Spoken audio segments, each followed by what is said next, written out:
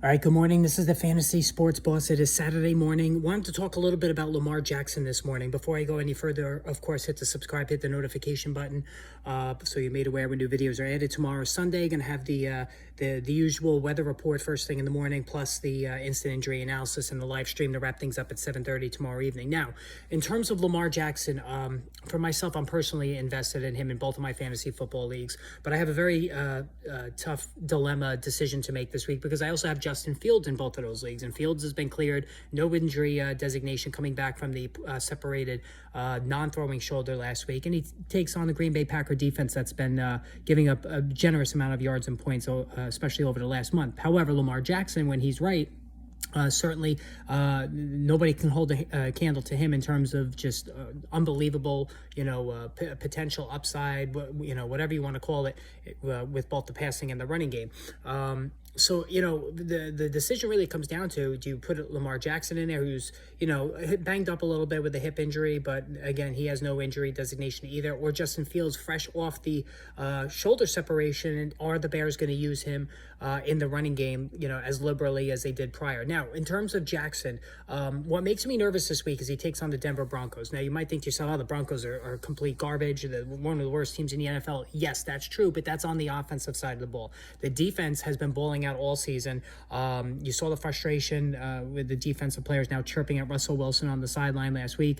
And honestly, this is a very proud group. They played well. And here's the key stat. The Broncos defense has given up the second fewest amount of yards to opposing wide receivers, the entire season. And that's even more impressive when you consider the fact that they've been put in bad positions as well throughout the season due to the ineptitude of the Russell Wilson offense. So, with Lamar Jackson and the Ravens passing offense struggling already for almost 2 months now, that gives me pause about how to handle him this particular week. And here's another thing. If the Ravens, the way to beat the Denver Broncos defense is not through the air, it's on the ground. Obviously, Patrick Surtain's a lockdown cornerback. I just gave you the stat about the few wide receiver yardage that they give up throughout the course of the season. So you beat them on the ground. So there's probably going to be quite a bit of Gus Edwards, Kenyon Drake, and maybe Jackson rollouts. So that's good, at least in the sense that Jackson will get rushing yardage. But the passing game has been struggling for a long time.